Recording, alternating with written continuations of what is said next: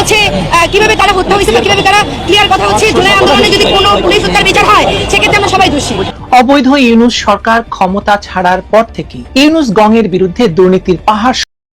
41 জন police সদস্য মারা গেছে এবং একটা খবর বলেছে এটা আসলে কয়েকশো মারা গেছে এবং ব্রুটালি মারা গেছে। পুলিশের লোকজন আমাদেরকে বলেছে জবাই করেছে, আপনার বিভিন্ন জায়গায় পুলিশ সদস্যদেরকে রাস্তায় ফেলে আন্দোলনকারী লোককে জবাই করেছে। জুলাই আন্দোলনে পুলিশকে পুড়িয়ে মেরেছে, কিন্তু আসলে জুলাই আন্দোলনে পুলিশ পুরা কিন্তু জায়েজ ছিল। কেন পুলিশ? মির্জা ফখরুল ইসলাম আলমগীর সাহেব তিনি যে ঘোষণা দিয়েছেন জুলাই অভ্যুত্থানে যারা পুলিশ হত্যা করেছে তাদের কিন্তু কোনো ছাড় দেওয়া হবে না। 5 তারিখ যদি আমরা সফল না হতাম হয়তো আমরা অস্ত্র তুলে নেওয়ার ঘোষণা দিতাম। এবং নাইট বাই ভিডিও বার তো রেডি রেখেছিল, আমিও কি ঘোষণা দিব সেটাও রেডি ছিল। লুঙ্গি পরা, গেঞ্জি পরা, হেলমেট লাগানো, হাতে পুলিশের রাইফেল, দ্যাট ইজ পুলিশের কাছে 7.62 চাইনিজ রাইফেল টাইপ 39, মানে বুলেট হচ্ছে 39। এটা খুব একটা মারণাত্মক অস্ত্র যেটা সাধারণত সমরাস্ত্র হিসেবে ব্যবহার হয়। পুলিশ। আসসালামু আলাইকুম দর্শক, এইমাত্র পাওয়া তাজা খবর। দর্শক, আজকে আপনাদেরকে যে ভিডিওটি দেখাতে চলেছি সেই ভিডিওটি এই মুহূর্তে ভাইরাল হয়েছে সোশ্যাল মিডিয়ায়। সেই গুরুত্বপূর্ণ ভিডিওটি নিয়ে আজকে আপনাদের সামনে হাজির হয়েছি, তাই 1 সেকেন্ডও না টেনে পুরো ভিডিওটি দেখবেন। চ্যানেলে যদি নতুন হয়ে থাকেন তাহলে অবশ্যই চ্যানেলটিকে এখনই সাবস্ক্রাইব করে রাখবেন পরবর্তী আপডেট ভিডিও পাওয়ার জন্য। তাই না টেনে একটি লাইক করে পুরো ভিডিওটি দেখতে থাকুন। অবশেষে শুরু হতে যাচ্ছে পুলিশ আন্দোলনের মাঠে ছিলাম আমরা, যারা সেনানী কর্মকর্তা তারা আমরা গ্রেনেড দিয়ে খেলেছি, আমরা বুলেট ফায়ার করেছি, আমরা জানি কিভাবে শত্রুর মোকাবেলা করতে হয়। তা আওয়ামী লীগ আমাদের শত্রু ছিল, ওদের মোকাবেলা করার জন্য মাঠে ছিলাম। দেখে বোঝা যাচ্ছে আমার ছেলে ওই স্নাইপার রাইফেল হাতে নিয়ে ছবি তুলেছে, আর এক হাতে আমার কমান্ডো নাইফ ছিল। স্নাইপার রাইফেল হাতে নিয়ে ছবি তুলেছে, আর এক হাতে আমার কমান্ডো নাইফ ছিল, আর এক হাতে আমার কমান্ডো নাইফ ছিল। যে জেনারেশন এত সচেতন ওই জিনিসটা কিন্তু তারা খাবে না। আন্দোলনে এইমাত্র 15-20 জন 41 জন পুলিশ সদস্য মারা গেছে এবং একটা খবর বলেছে এটা আসলে কয়েকশো মারা গেছে এবং ব্রুটালি মারা গেছে। পুলিশের লোকজন আমাদেরকে বলেছে জবাই করেছে, আপনার বিভিন্ন জায়গায় পুলিশ সদস্যদেরকে রাস্তায় ফেলে আন্দোলনকারী লোককে জবাই করেছে। যাত্রাবাড়িতে একটা লাশ দেখেছে ঝুলিয়ে রেখেছে, এরকম ডজন লাশ ঝুলায় রাখছে। আমরা শুধু সিরাজগঞ্জে একটা থানায় পোড়ায় মারছে 13 জন 14 জনের কথা জানি, পোড়ায় মেরেছে আরো অসংখ্য পুলিশ সদস্য আছে, কিন্তু পুলিশের জবাইয়ের খবরগুলো আসে নাই পত্রিকাগুলোতে। সেই কিন্তু পুলিশরা জানে। পুলিশের ফায়ারিং এ কম লাগছে, এদের সিভিলিয়ান ড্রেসে হাতে 7.62 আপনারা নিয়ে গেছেন, 7.62 মানে 7.62 রাইফেল। এখন ইনভেস্টিগেশন, ম্যাসিভ ইনভেস্টিগেশন দরকার। যদি মেট্রো রেলে আগুন না দেওয়া হতো, যদি পুলিশদেরকে না মারা হতো, তাহলে বিপ্লবটা তো সহজেই অর্জিত হতো নাকি ফ্যাসিবাদের পতন নিশ্চিত করা যেত না। হৃদয় আমাদের ভারাক্রান্ত। আমি এই পুলিশ আজ 23 বছর একসাথে কাজ করেছি, কিছুদিন আগেও আমার থানায় ছিল, সে আজকে নেই। আসলে আমাদের পুরো পরিবার, আমার পুরো পুলিশ সদস্য আমরা সত্যিকারের ট্রমাটাইজড। বাবা বলছিল তুমি কান্না করো না, আমি বিকাল আসবো, আর আসিনি।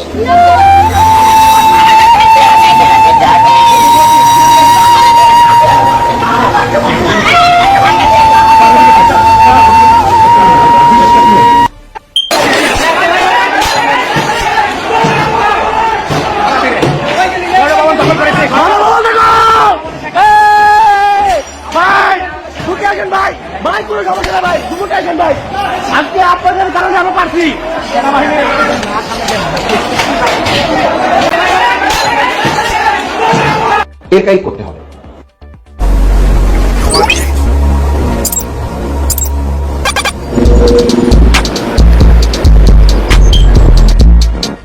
না, আমাদের টার্গেট তখন শেখ হাসিনা, আমাদের টার্গেট শেখ হাসিনা, গণভবনও টার্গেট না, না চুপ্পুটা আমাদের টার্গেট না। জনগণের টার্গেট ছিল গণভবন, শেখ হাসিনাকে আমাদের ধরতে হবে। তখন আমরা চিন্তা করলাম যে এই মহিলাকে রেখে তো মানে তাহলে আমরা মুভমেন্ট সফল করতে পারবো না, একেই আমাদের দুর্বল করতে হবে, হামলাটা একাই করতে হবে।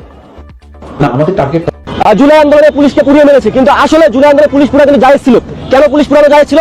জুলাই আন্দোলনে যেসব পুলিশ ছাত্রদের বুকে গুলি চালিয়েছিল তারা ছিল হচ্ছে স্বৈরাচারের দালাল, আওয়ামী লীগের দালাল, সেই সব পুলিশ পুরানো জায়েজ ছিল। জনগণ এইরকম স্বীকারোক্তিমূলক যত ভিডিও যখনই আপনাদের সামনে আসবে নিজ দায়িত্বে আপনারা একটু শেয়ার করে দেবেন, প্রচুর পরিমাণে শেয়ার করবেন, কারণ এগুলো হচ্ছে সমস্ত বিশ্বে পৌঁছে যাওয়া খুব দরকার। এবং এটা হলে তখন কি হবে যে এই সরকার কয়জনকে আসলে গ্রেফতার করছে, কয়জনের মানে শাস্তি আইনের আওতায় আনছে, কয়জনকে শাস্তি দিচ্ছে, আমরা তখন সেটা দেখতে পাবো।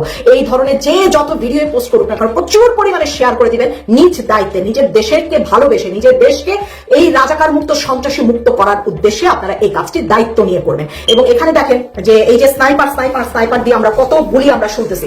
স্নাইপার হচ্ছে কি, যারা সেনাবাহিনী থেকে চাকরিচ্যুত যারা ছিল, যারা র্যাব থেকে চাকরিচ্যুত ছিল, তারা হচ্ছে এই শিবির জামাতের সাথে যুক্ত হয়ে এই স্নাইপার গুলো এইভাবে ব্যবহার করেছে। দেখেন প্রত্যেকে কিন্তু যার জায়গা থেকে স্বীকারোক্তি দিয়েছে। আরো এরকম স্বীকারোক্তি সিলেটের মাহাদিকটা আছে আমরা দেখেছিলাম, তারপর হচ্ছে আর একটা কি এই কোথায় যাত্রাবাড়ি কে পুরাইছে জ্বালাইছে সেটার একটা ভিডিও আছে। সো এই ধরনের স্বীকারোক্তির ভিডিওগুলো প্রচুর পরিমাণে শেয়ার করে দিবেন যেন এই সরকারের টনক নড়তে বাধ্য হয়। যদি সরকারের টনক না নড়ে, বিশ্ব যেন এই সরকারের টনক নড়ায়। আসসালামু আলাইকুম। জুলাই আগস্ট অভ্যুত্থানের সময় সারা বাংলাদেশে অনেক পুলিশ অফিসার, পুলিশের যারা সিপাহী আছেন, কনস্টেবল আছেন, অনেকে মারা গিয়েছিলেন। তো এদের মধ্যে অনেকে আছে রাজনৈতিক পারপাস সার্ভ করত, যারা সাধারণ মানুষকে হয়রানি করেছে। অভিযোগ ছিল তাদের বিরুদ্ধে হয়রানির, তারপর হচ্ছে ধরেন ব্যাপক দমন পীড়ন। তো এরকম হয়তো কিছু সদস্য ছিল যাদের প্রতি মানুষের ক্ষোভ ছিল, আর ওই সময়টাকে কাজে লাগিয়ে আইনকে নিজের হাতে তুলে নিয়েছিল অনেকেই। তো অন্তর্বর্তী সরকার ক্ষমতায় থাকাকালীন পুলিশ সদস্যদের হত্যার বিষয়ে আসলে তেমন কোনো পদক্ষেপ নেওয়া হয়নি।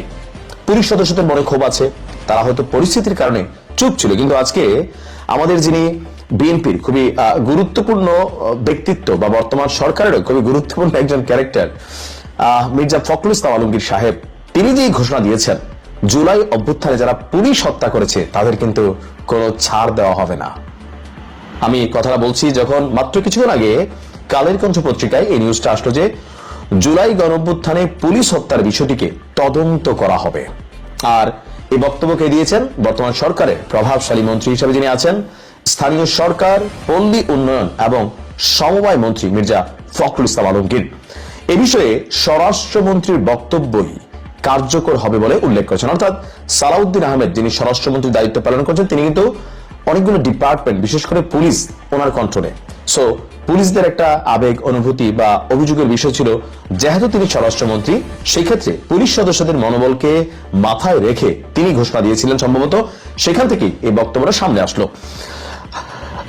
আজকে দুপুরে ঠাকুরগাঁও শহরে হাজিপাড়া হাফিজিয়া মাদ্রাসা ভবনে ভিত্তিপ্রস্তর স্থাপন। তো সেই একটা প্রোগ্রামে যখন সাংবাদিকদের প্রশ্ন ছিল, তো তিনি বলছিলেন যে স্বরাষ্ট্রমন্ত্রী যেটা বলেছেন সেটাই হবে, তদন্ত হয়েছে, প্রয়োজন হলে আবারও হবে। বিষয়গুলো যেহেতু আদালতে আছে, আদালতের সিদ্ধান্ত সেটা আমরা মেনে চলবো। অর্থাৎ পুলিশ তদন্ত পুলিশ হত্যার যে তদন্ত ইস্যু সেটা আদালতে তদন্তাধীন রয়েছে।